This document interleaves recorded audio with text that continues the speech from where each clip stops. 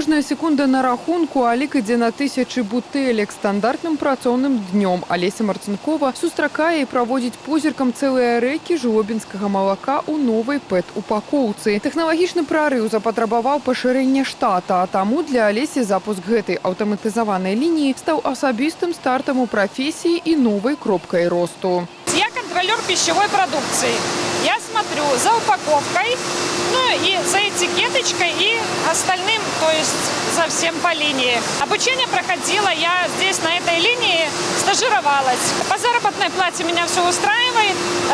Рабочий мой день с 8 до 8, то есть меня все устраивает, мне работа нравится.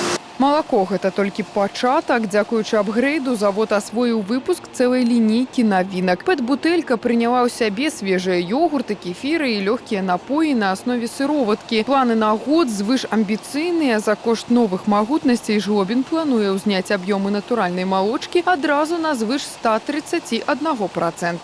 Производительность этой линии 6 тысяч бутылок в час. На данной линии мы можем разливать бутылки трех форматов 0,26, 0,41 и 0,9.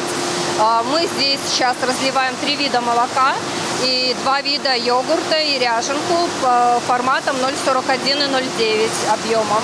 Геаграфія продажаў жлобінскага малака пашыраецца. Галоўны прыярытэт – унутраны рынок. Але мясцовы бренд ужо даўно перарос нацыянальныя межы. Прадукцыю завода добра ведаюць у Расіі. Цікава, што пакуль Жлобін актыўна штурмуе прылаўкі новай ПЭТ-тарай, у расійскіх пакупнікоў сапраўдным хітом стала беларускае малако ў шкляной бутэльцы. Гэта экалагічная класіка сёння разлятаецца ў суседняй краіне хутчэй за ўсё. На сегодняшний день мы хотим быть конкурентоспособны.